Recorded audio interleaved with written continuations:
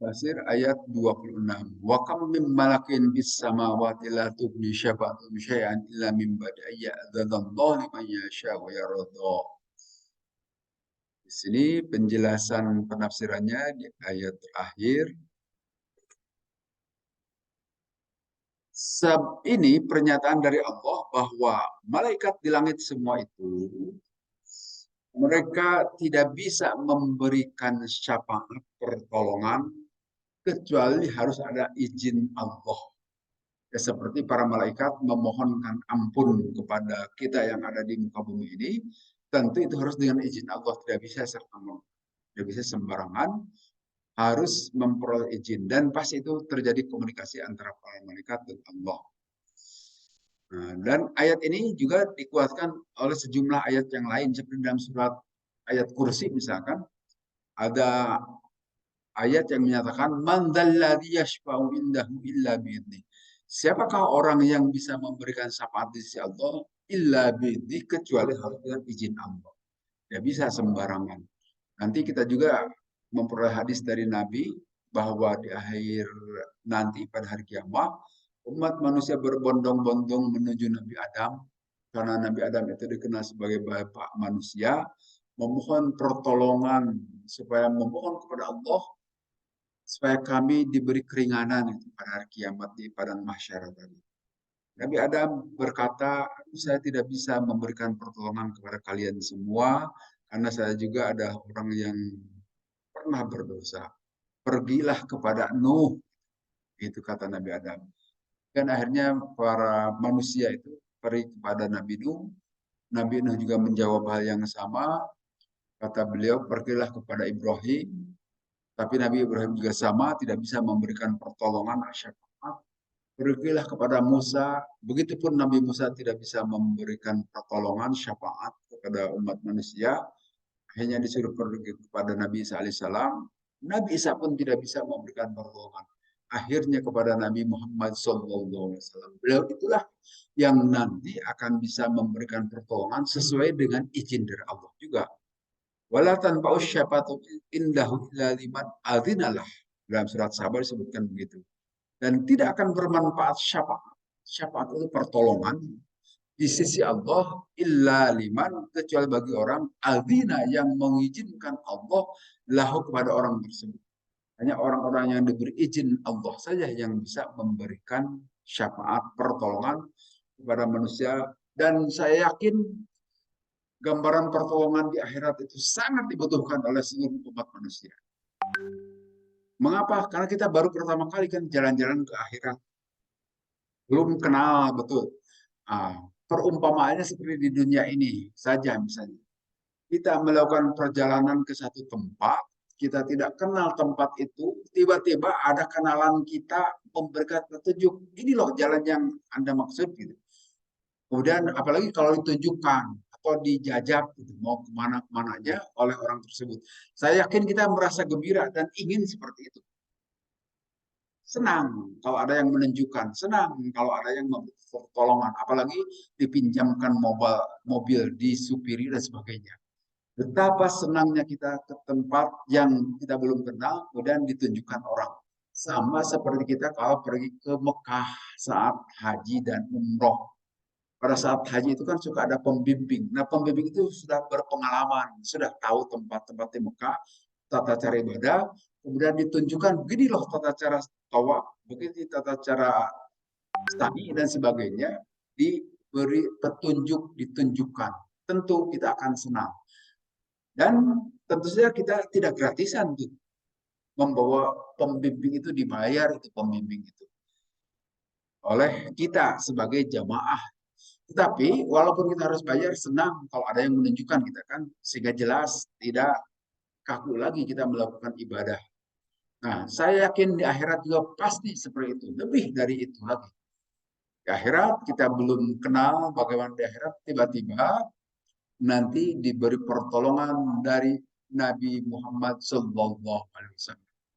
Tetapi apakah setiap manusia akan diberi pertolongan? Tidak, belum tentu. Yang bisa dibimbing di jamaah haji itu hanya di satu rombongan saja. Tidak bisa setiap jamaah haji bisa dibimbing oleh satu orang itu. Jadi yang dikenal saja kan. Nah, begitupun nanti di akhirat yang diberi pertolongan Nabi SAW itu adalah mereka yang dikenal saja kan. Sebagai umat Nabi Muhammad SAW. Apa ciri-cirinya? Nuruhum yas'a baina aydihim wa bi'aimanihim. Cahaya mereka akan terpancar dari wajah-wajahnya. Mengapa cahayanya terpancar? Karena bekas-bekas sujud dan bekas air wudhu. Jadi hanya mereka yang rajin wudhu dan rajin sujud saja yang akan memperoleh pertolongan atau syafaat dari Nabi Muhammad SAW. Yang selain itu ya tidak bisa. Jadi tidak semua orang akan memperoleh pertolongan, hanya mereka saja yang diakui sebagai umat Nabi Muhammad SAW. Bagaimana supaya diakui? Ikutilah contoh-contoh kehidupan Nabi SAW. Tidak gampang memang itu. Gampang mengucapkannya, tapi mempraktekannya tidak gampang. Bagaimana kita komit misalnya, sholat berjamaah, itu tidak semua orang bisa. Belum tentu. Orang yang mengerti agama juga komit selalu sholat berjamaah. Sholat fardu maksudnya. Berjamaah di masjid, sulit, tidak gampang. Kita saja, kita katakanlah punya niat ingin selalu komit begitu sholat berjamaah dimanapun kita berada, apakah ada di rumah ini atau di tempat lain, selalu berjamaah, tidak boleh sholat sendirian, itu susah itu. Kan kadang-kadang kita malas kedul masuk ke masjid gitu. Hanya karena selera diri kita. Selera dalam arti alasan-alasan yang tidak patut gitu. Hanya kedul saja itu Pak. Ada perasaan itu pasti. Usia-usia kita yang sudah di atas 60 itu tidak boleh begitu. Sebab ya sebentar lagi mati kita kan. Nah, bagaimana kita nanti dapat pertolongan dari Nabi kalau tidak punya komitmen, tidak punya keistiqomahan. Dan ini harus dibangun. Dimanapun kita berada, jangan pernah sholat fardu sendirian. Mesti berjamaah. Lebih bagus lagi lakukan di masjid pada awal waktu. Susah itu membangun komitmen seperti itu. Tidak bisa dilakukan terus-terusan. Paling hanya sekali-kali, itu mah tidak termasuk istiqomah. Apalagi cuma sekali-kali ke masjidnya. Wah, itu terlalu jauh untuk memperoleh syafaat dari Nabi. Karena di sini yang akan dikenali memperoleh syafaat dari beliau itu adalah orang-orang yang punya komitmen kuat memegang ajaran beliau. Pakai petarjuna ayyuhal jahiluna syafa'ata hadil asnami wal andad indallah. Hai orang-orang musyrikin, bagaimana kalian bisa memperoleh syafaat dari berhala-berhala? Boro-boro berhala itu bisa memberikan syafaat untuk dirinya sendiri saja, dia kelimpungan. Tidak akan Allah izinkan. Dan tidak bisa memberikan pertolongan, jangankan kepada orang lain, kepada dirinya sendiri juga tidak bisa. Jangankan di akhirat, di dunia saja tidak bisa kan. Mereka patung-patung itu boro-boro bisa iuhan gitu kan, waktu ada hujan atau kepanasan, harus dipindahkan oleh manusia, tidak bisa. Walaupun yang dijadikan berhala itu adalah dulunya manusia-manusia baik, orang-orang soleh dan sebagainya, tetapi dipatungkan kemudian disembah-sembah, tidak bisa melakukan apapun. Apalagi dimintai pertolongan, tidak bisa. Hanya yang diberikan izin saja. Wala tanfa'u syafa'atu indahu illa liman adzinalah. Tidaklah bermanfaat syafaat di sisi Allah kecuali hanya kepada orang yang Allah berizin. Nah, siapakah apakah yang diberi izin itu hanya Nabi Muhammad? Belum tentu, bisa juga ada yang lain-lainnya yang diberi izin Allah. Tetapi Nabi Muhammad itu adalah suatu kepastian, pasti akan diberi izin oleh Allah. Innalladzina, kemudian ayat berikutnya, innalladzina la yu'minuna bil akhirati yusammuna malaikata tasmiyatal insa. Sungguhnya orang-orang yang tidak beriman kepada akhirat, mereka memberikan nama-nama kepada para malaikat itu dengan penamaan perempuan. Kita tahu musyrikin Mekah memberikan, sudah kenal kepada para malaikat, tetapi mereka menyatakan itu adalah anak-anak perempuan Allah. Karena apa? Mereka tidak suka dengan anak-anak perempuan. Yang mereka suka itu anak laki-laki. Nah, ini pembedaan gender itu sudah ada sejak zaman jahiliyah. Akhirnya oleh Islam dihilangkan. Sama saja antara anak laki-laki dan perempuan. itu adalah karunia dari Allah yang diyakini oleh kaum jahiliyah itu anak perempuan itu adalah tidak bagus kan. Bahkan Sayyidina Umar pernah ngaruang kerepes mengubur hidup-hidup kepada anak perempuannya selagi masih bayi, masih kecil. Dan kelakuan jahiliyah pada umumnya seperti itu. Tetapi kemudian nanti kaum perempuan itu memperoleh penghormatan sebagaimana layaknya seharusnya. Bahkan memperoleh kehormatan lebih tinggi. Tidak boleh diumbar, tidak boleh sembarangan diperlihatkan. Sebagaimana kalau kita datang ke toko itu Pak, barang-barang mewah itu apakah pernah dipajang di etalase? Tidak ya? Saya yakin tidak ya. Barang-barang mewah yang harganya super mahal, katakanlah jam Rolex, yang dipajang itu paling tiruannya. Tetapi kalau kita mau membeli jam Rolex aslinya itu bukan dari tempat pajangan, adanya di belakang, ada disimpan di tempat yang aman supaya tidak sembarangan orang bisa melihat atau apalagi mengambilnya. Nah, begitu disembunyikan, begitupun kaum perempuan kan di dalam ajaran Islam itu harus tertutup. Nah, itu penghormatan. Walaupun sebagian orang mengatakan itu pengekangan, itu salah paham besar. Salah paham sangat besar, bukan pengekangan, justru itu penghormatan. Kepada kaum perempuan tidak boleh sembarangan terbuka, karena barang mewah itu. Kaum perempuan itu. Kepalanya harus ditutup, tubuhnya ditutup, dan semua ditutup kecuali muka dan telapak tangan. Yang lainnya harus tertutup itu karena penghormatan yang demikian tinggi dari Islam kepada perempuan. Yang dahulunya bebas terbuka gitu kan. Kemudian ditutup karena itu barang berharga. Ya, sama seperti kita penghargaan saat ini kepada barang-barang mewah itu tidak akan dipamer-pamerkan sembarangan. Mesti dipelihara. Itu pun kaum perempuan sengaja Allah tutup karena barang mewah. Yaqulu ta'ala munkarun al-musyrikin fi tasmiyati al-malaikah, ya Allah mungkar, mengingkari terhadap para malaikat yang dinamai dengan nama-nama perempuan. Dan mereka waja'alahum laha annaha banatullah. Orang-orang kafir Mekah itu menyatakan bahwa itu adalah anak-anak perempuan Allah. Seperti di ayat surat Al-Juhud, waja'alul malaikata alladzina hum ibadur rahmani inatha. Dan mereka kaum musyrikin menjadikan para malaikat mereka itu sebagai hamba-hamba Allah yang Maha Rahman, sebagai anak-anak perempuan. Asyahidu khalqahum, apakah mereka itu menyaksikan penciptaan malaikat itu? Satu tabu syahadatu mayus'alu, tentu akan dicatat itu persaksian mereka yang menyatakan malaikat itu anak-anak perempuan Allah, dan pasti wayus alu akan ditanyai. Sembarangan berkata, tidak boleh sembarangan begitu. Semuanya akan dimintai pertanggungjawabannya. Wamalahum min ilmin. Nah, mereka mengatakan itu tidak memiliki dasar pengetahuan. Artinya tidak ilmiah. Hanya katanya-katanya. Toh mereka sendiri tidak meyakini dengan benar bahwa itu adalah sebagai kaum perempuan. Malaikat sendiri tidak berjenis kelamin. Dari mana mereka mengatakan? Tidak ada ilmu sahih yang mendukung pernyataan mereka. Iyat tabiuna illa dhanna, tidaklah mereka itu mengikuti kecuali persangkaan. Fa inna dhanna la yughni minal haqqi syai'a. Dan sebenarnya persangkaan itu tidak bisa merupakan kebenaran sedikit pun. Itu sangat jauh dengan prinsip-prinsip kebenaran. Yang namanya sakwa syangka itu belum yakin. Nah, keyakinan itu nanti ada beberapa, akan ada ilmu yakin, ada ainal yakin, ada hakul yakin. Kalau ilmu yakin berdasarkan pengetahuan saja bahwa itu adalah sesuatu kebenaran, dasarnya pengetahuan, tapi itu ilmiah. Yang keduanya ainal yakin berdasarkan eksperimen, kan?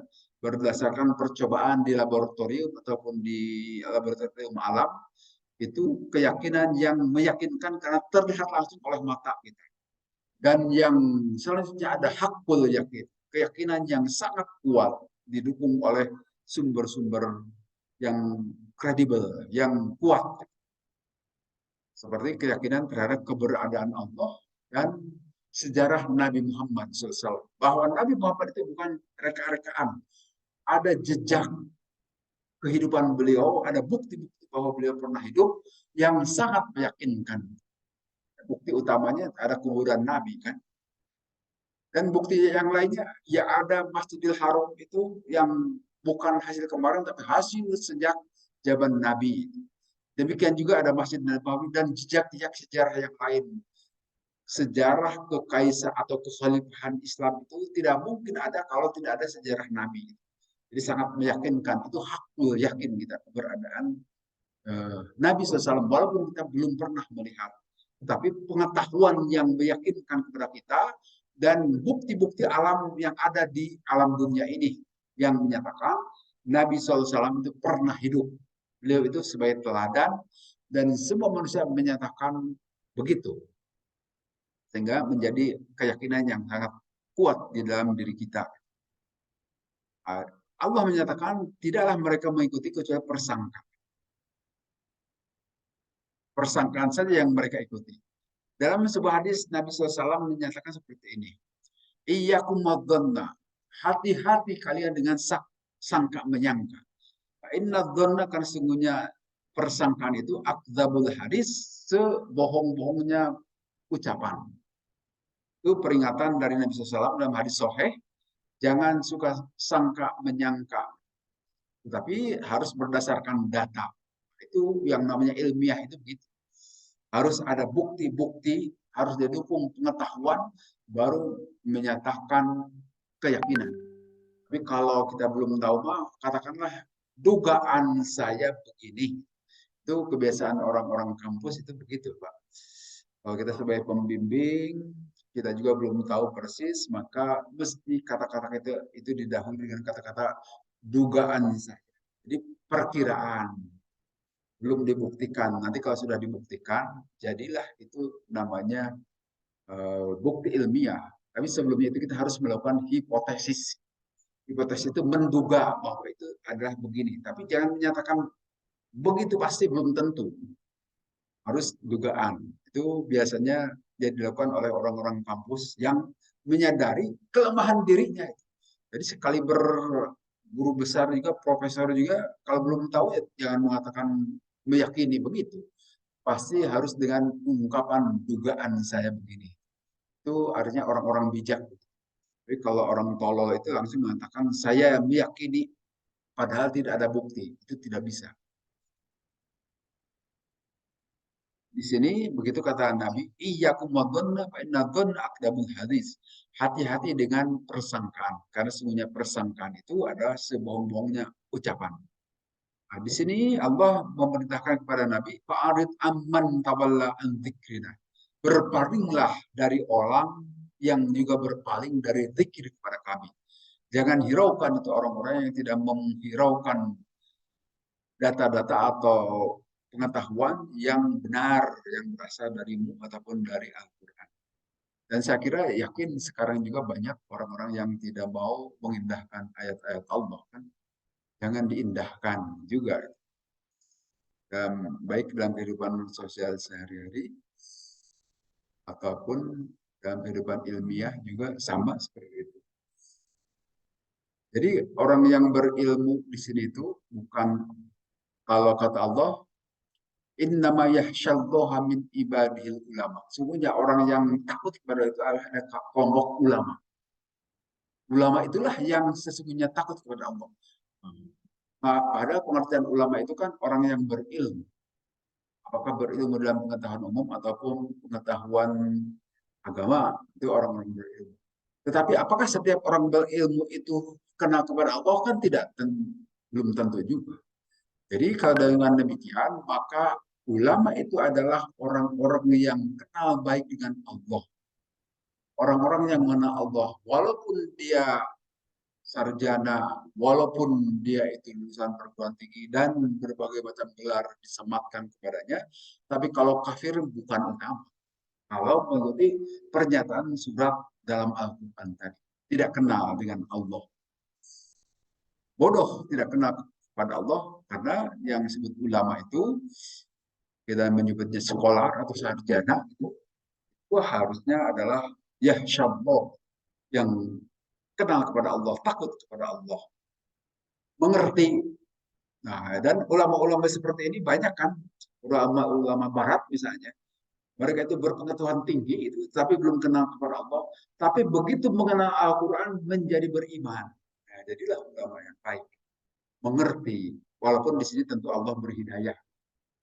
Dan saya kira banyak itu yang seperti itu di dunia Barat dari para ulama. Justru yang masuk Islam itu adalah para ulamanya, orang-orang berilmunya di dunia Barat. Kalau di kita kan bukan, yang butuh Indomie saja itu yang masuk murtad dari Islam. Tapi kalau di dunia Barat justru mereka yang berpengetahuan banyak akhirnya mengenal keagungan Allah maka jadi beriman. Seperti Maurice Bucaille gitu kan, kenal tentang disuruh meneliti jasad Fir'aun. Ternyata di dalam jasad Fir'aun itu masih ada sisa-sisa garam. Nah, ini sesuai dengan pernyataan Allah bahwa Fir'aun itu mati di laut. Di laut itu berarti ada sisa-sisa garamnya itu. Dan ternyata setelah sekian abad masih tersisa itu garam di jasad di jasad Firaun itu. Diteliti oleh seorang dokter Perancis, ternyata kok tidak hilang, masih ada bekas-bekas garamnya. Maka dengan demikian meyakini bahwa berita yang disampaikan dalam Al-Quran itu benar adanya. Akhirnya dia menjadi Muslim. Dan banyak juga nanti profesor-profesor Yahudi dari Amerika juga begitu. Mereka berkenalan dengan Al-Quran, terkagum-kagum dengan berita-berita Al-Quran, akhirnya jadi masuk Islam. Walaupun tidak sedikit ada juga mereka yang kenal, tahu Al-Quran, tetapi tidak beriman dengan Al-Quran. Ada juga. Itu memang hidayah dari Allah. Kemudian disebutkan di sini, walam yurid illal hayatad dunya, dan tidak menghendaki mereka itu kecuali kehidupan dunia saja. Begitu sebagaimana kita ketahui, kalau orang-orang Islam itu berperang di jalan Allah, pasti semangat, kuat. Apa sebab? Karena jelas orientasinya apa sih melakukan peperangan. Seperti contohnya Hamas lah di Palestina itu. Sangat kuat mereka itu kan, karena mereka itu hanya ish kariman, awmut syahidan, itu aja. Hidup mulia atau mati syahid. Jadi kalaupun mati, tidak ada yang dikhawatirkan, ditakutkan, bisa syahid gitu kan. Asal dengan niat yang tulus. Tapi kalaupun menang, ya tentu menjadi kemuliaan. Artinya tetap mulia di jalan Allah. Tapi apa yang dilakukan oleh tentara-tentara kafir itu hanya mengejar dunia saja kan, bukan mencari syahid. Beda orientasinya, sehingga ketakutan kalau dapat serangan itu, kalau tidak rame-rame.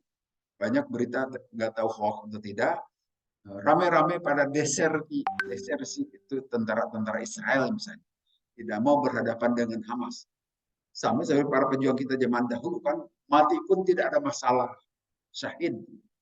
Tapi orang-orang kafir itu ya takut mati sebetulnya. Mereka itu melakukan peperangan karena disuruh komandonya begitu. Pada saat komando tidak ada, ya mereka melarikan diri. Karena apa? Walam yurid illal hayatan dunia. Tidaklah mereka menghendaki kecuali kehidupan dunia itu. Jadi dunia itu dijadikan sebagai segala-galanya oleh orang-orang yang tidak beriman kepada Allah. Dari bekama blogohum itulah pencapaian mereka dari pengetahuan yang mereka ketahui. Karena mencari dunia, talbud dunya wasa'yulaha wa qoyatu ma wasalu ilaih. Mencari dunia dan berlomba untuk memperoleh dunia itu adalah goyah sebagai tujuan akhir dari orang-orang yang tidak beriman kepada Allah. Apakah orang-orang yang tidak beriman kepada Allah itu yang menganut agama lain? Bisa jadi iya. Karena prinsip walaupun mereka percaya ada kehidupan akhirat, tetapi beda konsepnya dengan yang diajarkan oleh Islam. Jadi hanya untuk kehidupan kini saja. Maghlabuhum, tujuan akhir mereka bina ini pengetahuan yang mereka ketahui. Bisa diperhatikan dari orang-orang yang masuk Islam, mereka walaupun sebelumnya paham konsep, tapi berbeda dengan yang dipahami dalam ajaran Islam. Bahwa dalam ajaran Islam itu, kehidupan akhirat itu adalah kehidupan sesungguhnya. Dunia ini adalah hanya tempat menanam saja. Kalau menanamnya baik, tentu akan berakibat baik di akhirat, tapi kalau menanamnya buruk, berakibat buruk juga. Dalam sebuah hadis atau doa yang cukup maksur, sebutkan ada doa seperti ini. Allahumma, ya Allah, janganlah kau jadikan dunia itu akbaru hammina. Sebesar-besarnya tujuan kami, keinginan kami. Wala mablagu ilmina. Dan janganlah sebagai batas pengetahuan kami hanya hidup di dunia ini. Jadi permohonan kepada Allah supaya kehidupan dunia ini bukan tujuan akhir. Dan bukan sebagai cita-cita terakhir. Tetapi itu sebagai wasilah, sebagai jalan untuk masuk ke akhirat. Dan jangan juga mablagu ilmina, batas akhir pengetahuan kami. Tapi itu adalah pengetahuan untuk di kehidupan kelanggengan. Inna rabbaka huwa a'lamu biman dhalla an sabili. Sesungguhnya Tuhanmu mengetahui siapa di antara makhluk Allah itu yang tersesat di jalan Allah. Allah ketahui. Apakah ini orang yang menyatakan Islam? Bisa jadi. Orang ngaku-ngaku Islam tapi bisa saja tersesat. Wa huwa a'lamu biman ihtada. Dan Allah yang Maha mengetahui siapa yang memperoleh petunjuk. Jadi dalam pengetahuan Allah lah mana orang yang tersesat dan orang yang memperoleh petunjuk. Tetapi kita mengaku memohon kepada Allah supaya kita tetap berada dalam petunjuk Allah. Memohon setiap hari setidaknya 17 kali kita memohon kepada Allah. Kan? Ihdinas siratal mustaqim. Tunjukkanlah kepadaku wahai Allah, kepada kami jalan yang lurus. Permohonan supaya kita tetap ada di dalam hidayah Allah. Karena hidayah itu tidak ada yang menjamin akan tetap ada di dalam diri kita. Bisa saja hilang dari diri kita. Hilangnya itu bisa beragam. Pada saat kita kesulitan tiba-tiba muncul pikiran yang bukan-bukan. Muncul pikiran-pikiran gangguan dari setan sehingga kita memohon kepada selain Allah. Saat itulah terjadi kemurtadan. Nah, supaya kita tetap dipelihara Allah, mohonlah kepada Allah setidaknya sehari 17 kali. Tambah doa-doa yang lain. Wa al-khaliqu li jami'il makhluqati. Dialah Allah sebagai pencipta, maha pencipta terhadap seluruh makhluknya. Wal alimi masolhi ibadi. Dan maha mengetahui terhadap kemaslahatan hamba-hambanya. Bahwa alladzi yahdi man yasha. Allah lah yang menunjukkan seseorang ke dalam petunjuknya. Dan wa yadhillu man yasha. Dan juga yang menyesatkan Allah kepada orang yang Allah kehendaki. Wa dzalika kulluhu an qudratihi wa ilmihi wa hikmatihi. Itulah semuanya dari kekuasaan Allah, dari pengetahuan Allah dan hikmahnya. Wa huwa al-adil, Allah yang ma'adil, alladzi la yajuru abadan. Yang pasti akan terus seperti itu sifat-sifat Allah. Karena keadilan Allah lah seseorang dimasukkan ke neraka, dan karena karunia rahmat Allah seorang masuk surga. Kenapa itu terjadi? Semuanya dalam kehendak Allah. Sekali lagi, kita yang sudah sadar saat ini dalam hidayah Allah, bersyukurlah dan rawat. Berusaha terus dirawat melalui sejumlah kegiatan ibadah, supaya jangan sampai hengkang lagi itu hidayah yang sudah ada di dalam diri kita. Karena tetap ada kemungkinan hidayah yang telah ada dalam diri kita itu hilang. Banyak kejadian terjadi di kita. Setidaknya ucapkan setiap waktu sholat itu ihdinas siratal mustaqim, surat Al-Fatihah.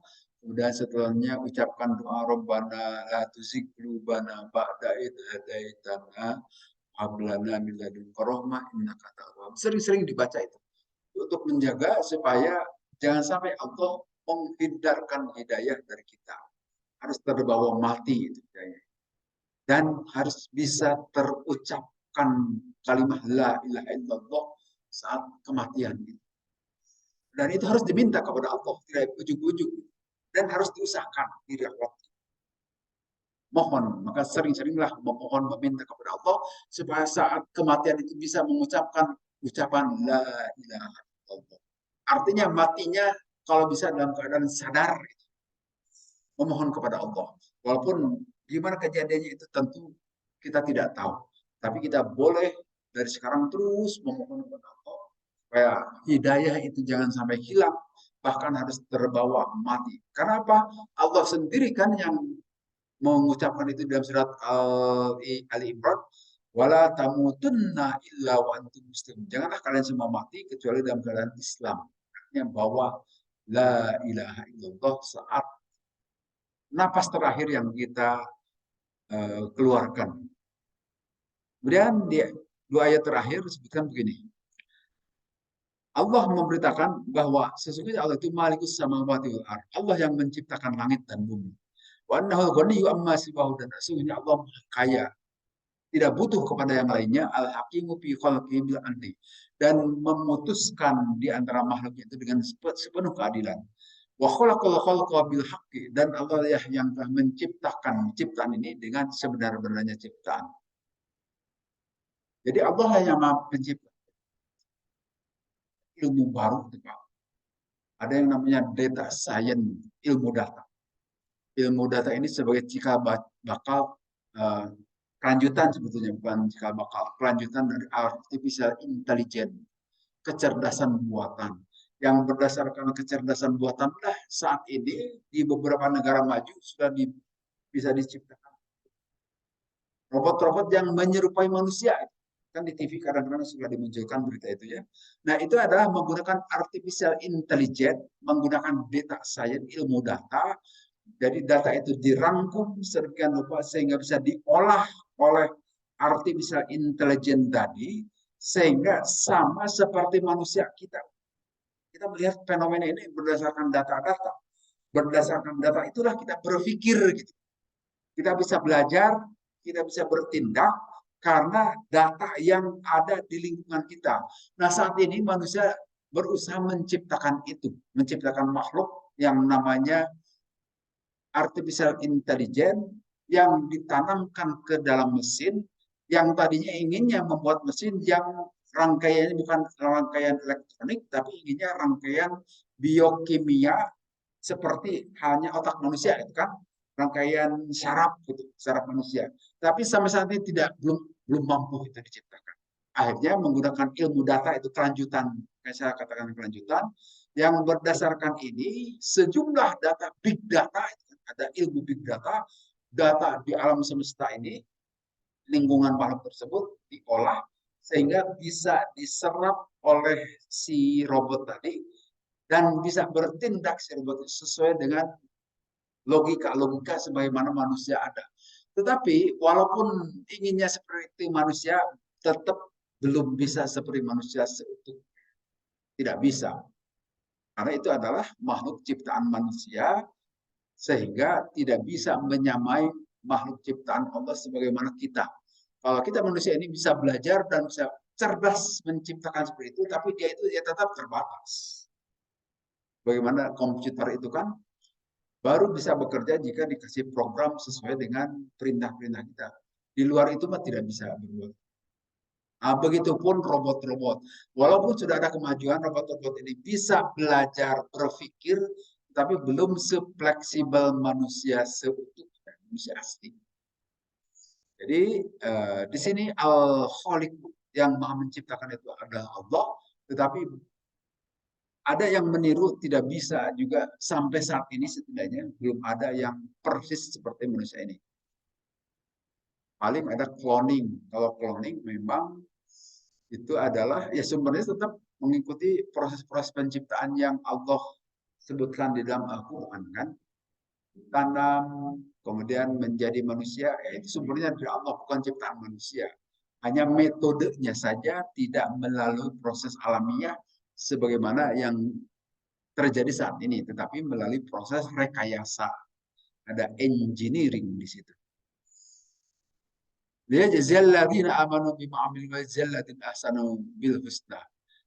Dengan maksud supaya Allah memberikan balasan kepada orang-orang yang buruk dengan apa yang telah mereka lakukan dan memberikan balasan kebaikan kepada orang-orang yang telah berbuat baik. Yujaji kullan bi'amalihi, semuanya itu akan dibalas sesuai dengan amalnya. In khairan khairun, kalau dia baik tentu saja yang akan dibalasnya atau yang diperolehnya kebaikan. Wa in syarran fasyarrun. Tapi apabila keburukan tentu yang diperolehnya keburukan. Pasti begitu. Kalau kita nanam jagung yang tumbuh ya tentu jagung, tidak akan jadi nangka, kan? Demikian juga kalau kebaikan yang ditanam, maka kebaikan pula yang akan diperoleh. Kalau keburukan yang ditanam, keburukanlah yang akan diperoleh. Wa basar al-muhsinin bi annahum alladziina yajtanibuna kaba'irul ismi wal fahisyah wal fawahish. Kemudian orang-orang yang baik itu mereka ada yang menjauhi dosa-dosa besar dan fawahish. Fawahish itu sementara ulama menerjemahkan dengan perzinahan.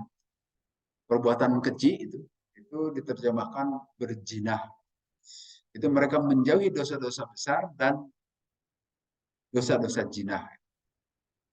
Dan juga mereka menjauhi hal-hal yang diharamkan dan juga dosa-dosa besar. Banyak dosa besar terutama musyrik, dosa besar itu. Kemudian hukukul walidain, menyakiti kedua ibu bapak, itu termasuk dosa besar. Kemudian ilmu sihir juga termasuk dosa besar. Orang-orang baik itu tentu akan menjauhi dosa-dosa besar. Tapi kalau dosa-dosa kecil itu sehari-hari juga kita lakukan kan. Dan kadang-kadang tanpa sadar kita melakukan. Nah, di sini disebutkan illal lamam. Orang-orang yang menjadi dosa besar kemudian fawahish illal lamam kecuali dosa-dosa kecil. Nah, kalau dosa-dosa kecil itu kan dalam ibadah sehari-hari juga menghapuskan dosa-dosa kecil. Seperti disebutkan dalam hadis Nabi, langkah kita dari rumah ke masjid, langkah kaki kanan meningkatkan derajat, langkah kaki kiri menghapus dosa. Kita melakukan puasa sunnah tertentu seperti puasa Arafah, menghapus dosa setahun sebelumnya dan setahun yang akan datang. Kita sholat Jum'ah juga begitu. Sholat Jum'ah yang ditunaikan dengan baik menghapus dosa-dosa Jum'ah ditambah 3 hari misalnya. Dan banyak hadis-hadis yang lain, artinya dosa-dosa kecil walaupun mau tidak mau kita lakukan, tetapi dari amal perbuatan yang kita kerjakan itu akan menghapuskannya, akan jadi kifarat. Jadi itu adalah dosa kecil dilakukan, tapi dengan perbuatan baik kita terhapuskan. Itu. Tapi kalau dosa besar itu tidak bisa begitu saja dihapuskan, harus melalui tobat. Kita melakukan kemusyrikan kepada Allah tidak bisa dengan ibadah-ibadah itu, harus dilakukan dengan tobat.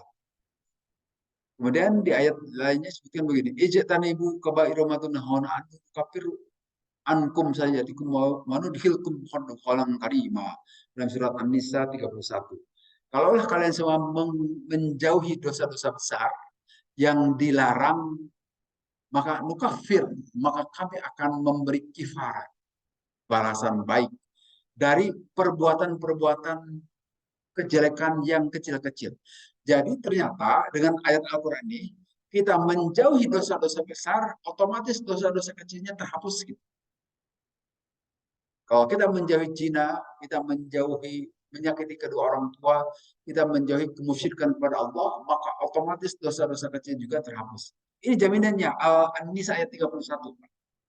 Nukafir angkum sayyiatikum. Kami kafar, kami tutup dari kalian sayyiatikum, dosa-dosa kecil kalian, wanudkhilkum, dan kami masukkan kalian untuk kalian ke tempat masuk yang mulia, artinya ke surga. Jadi tentu di sini menjauhi dosa besar itu menghapuskan juga dosa kecil. Di samping ibadah-ibadah.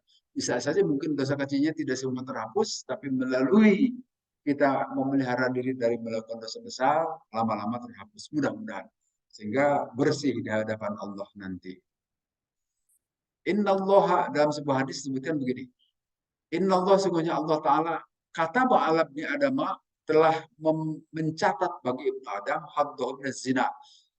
Bagian dia melakukan zina. Adrokadalika la mahalat.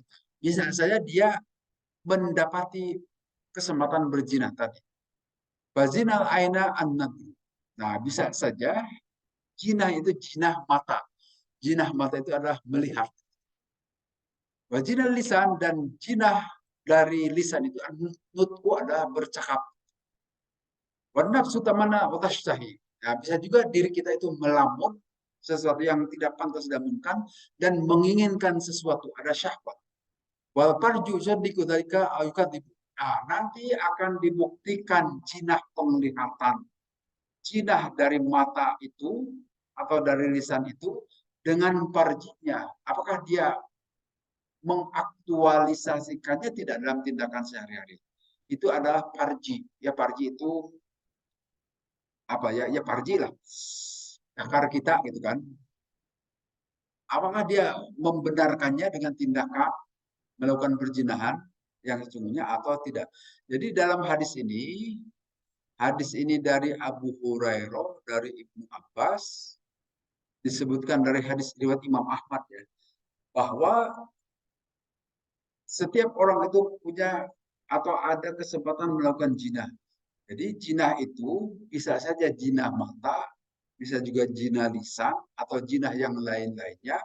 Nanti tinggal apakah itu jinah itu ditindaklanjuti atau tidak itu ada oleh panitia. Insya Allah mudah-mudahan kita semua dipelihara dari Allah untuk tidak melakukan perzinahan.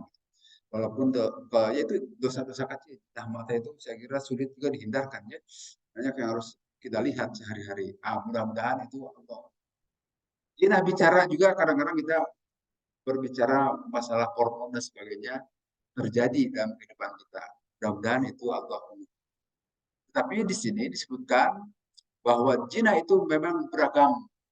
Walaupun ini dalam tataran sufi ya. Kalau jinah secara fikih itu adalah jinah memasukkan hasyafah ke dalam parji. Hasyafah itu ya penis, ke dalam parji, ke dalam vagina. Gitu. Itu secara fikih. Dan itu nanti yang harus dirajam. Kalau yang sudah melakukan jinah itu adalah yang sudah menikah atau sudah janda juga. Tapi kalau belum, itu adalah di penjara 1 tahun dan dicambuk 100 kali. Walaupun itu hanya ada dalam wacana, tidak pernah dilakukan oleh kita di negeri kita. Padahal itulah ketentuan ajaran agama. Yang ada di kita, yang melakukan zina itu dikawinkan. Walaupun kawin juga itu nanti ada beragam pendapat. Tapi aturan agama itu harusnya dihukum pelaku itu. Kemudian kalau jinah mulut bisa juga mencium juga sama. Natural berdempetan kulit perempuan laki-laki. Kan sekarang coba tuh pergaulan antara laki perempuan itu pegang memegang itu biasa ya. Ada itu tidak boleh sebetulnya. Apalagi kalau ada bacaan wudhu itu membatalkan wudhu dalam mazhab Syafi'i. Tapi kan kita biasa saja pegang memegang. Lihat di TV kalau tokoh kita, padahal itu tahu agama, itu biasa saja. Padahal tidak boleh sebetulnya. Sebutkan dalam sebuah keterangan itu lebih baik memegang bara api daripada harus bersentuhan kulit. Tapi sudah tidak peduli kita. Kemudian inna rabbaka wasi'ul maghfir. Sehingga Tuhan itu sangat luas ampunannya. Rahmat Allah terbuka lebar dan juga ampunannya terbuka luas. Nah, dalam hal ini ya ibadiyalladzina asrafu ala anfusihim la taqnatu min rahmatillah. Hai orang-orang yang telah melampaui batas terhadap dirinya sendiri, la taqnatu, janganlah kalian berputus asa dari rahmat Allah. Innallaha yaghfiru dzunuba jami'a. Sesungguhnya Allah mengampuni seluruh dosa-dosa keseluruhannya. Innahu ghafurur rahim. Sesungguhnya Allah Maha Pengampun juga Maha Penyayang. Jadi bagi kita yang pernah berdosa melakukan dosa apapun, tidak ada dosa yang tidak akan diampuni Allah. Selama hayat di kandung badan, dosa itu akan, kalau kita bertobat kepada Allah, pasti akan diampuni. Dosa apapun. Jangan mengatakan, waduh saya sudah banyak dosa, sehingga tidak mungkin diampuni Allah. Allah ini pernyataannya jelas. Al-Quran, surat Az-Zumar. Inna Allah yaghfiru dzunuba jami'a. Sesungguhnya Allah mengampuni dosa-dosa itu jami'an keseluruhannya. Dosa musyrik pun begitu. Kalau tidak terbawa mati, kalau terbawa mati ya sudah tidak bisa diampuni. Tapi kalau selagi masih hidup dia istighfar memohon ampun kepada Allah dari kemusyrikan yang pernah dilakukannya, Allah pasti mengampuni. Tapi kalau ke bawah mati tidak akan diampuni. Maka karena itu tidak boleh kita mendoakan orang yang mati jelas dalam kemusyrikan dan kekafiran. Karena sudah jelas dia itu warnanya warna musyrik, tidak mungkin Allah ampuni. Sehingga permintaan kita juga tidak mungkin dikabulkan. Dan teguran itu bukan hanya kepada kita, kepada Nabi Ibrahim.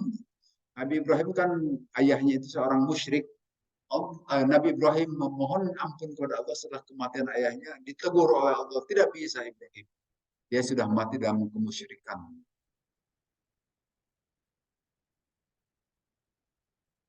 Kemudian ini ada ayat di sini, "Fala tuzakku anfusakum."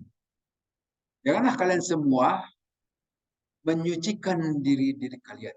Nah, ini sindiran juga bagi kita yang suka sok suci. Kan. Jangan menyatakan diri sok suci. Walaupun kita ini orang-orang suci ya, orang jalan suci gitu. Tapi bukan orang suci, tidak boleh menyatakan diri.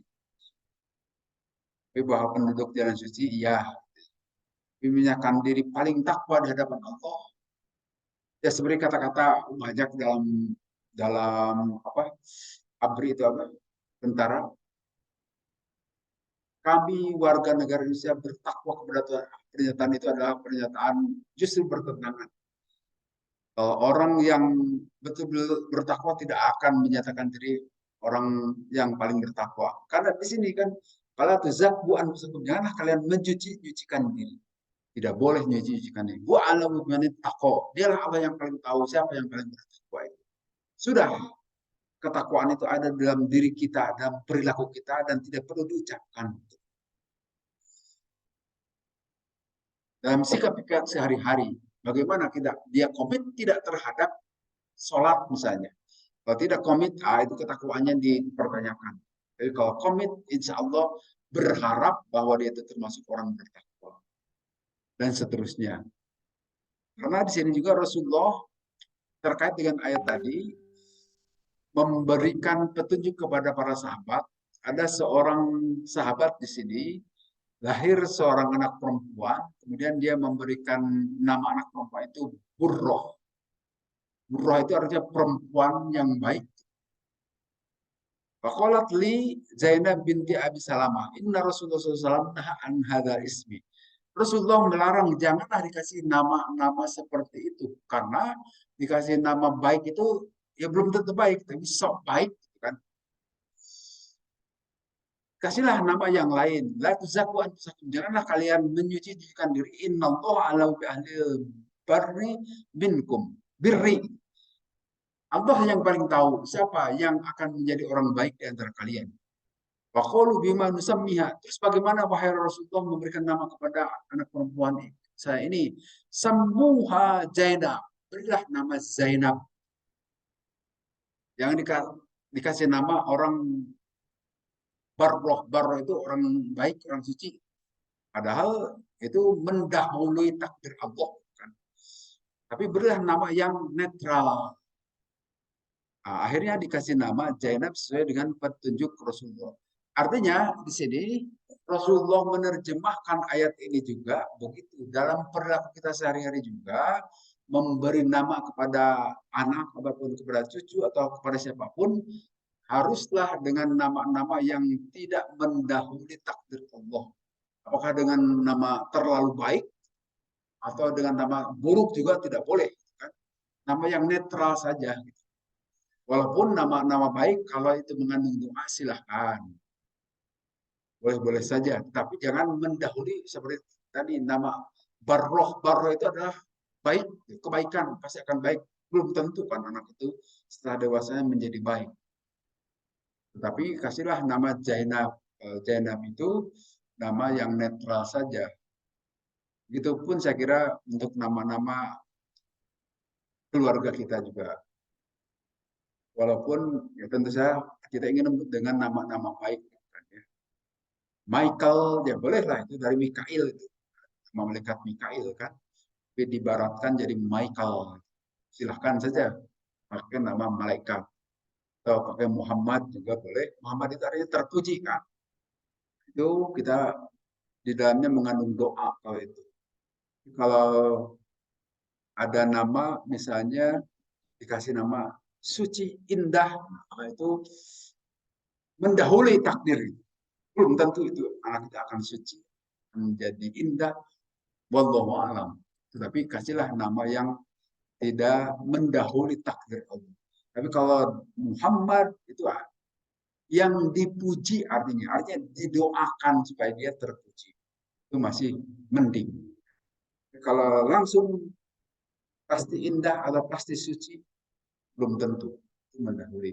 Ini terjemahan dari apa yang pernah Nabi SAW berikan tuntunannya itu kepada para sahabat. Nah, di sini disebutkan dalam hadis terakhir, Amarun Rasulullah SAW, idalakain al-maddahin an-nahsu biwujuhim at-turab. Kalau kalian melihat ada orang yang suka muji-muji berlebihan barangkali ya, kepada orang lain, maka lemparlah atau lemparlah dengan tanah. Nah, kita kan suka terjadi itu, muji yang berlebih-lebihan kepada tokoh-tokoh tertentu. Orang itu sebaiknya lempar pakai tanah saja. Kata Nabi, ini hadis ya. Hadis Nabi, Amarona Rasulullah, kata sahabat, memerintahkan Rasul kepada kami, apabila kami mendapati orang-orang yang suka memuji-puji, supaya kita menebarkan fi wujuhihim, di wajah-wajah mereka itu turab, tanah. Artinya jangan didengarkan lah puji-pujian yang berlebihan. Walaupun itu idola kita, wajar-wajar saja. Jangan berlebih-lebihan memuji dan juga jangan keterlaluan mencaci atau memakinya. Wajar-wajar saja. Itu petunjuk dari Nabi SAW. Saya kira sampai di sini barangkali untuk penjelasan ayat Al-Quran. Kalau ada yang akan didiskusikan, maka kalau tidak kita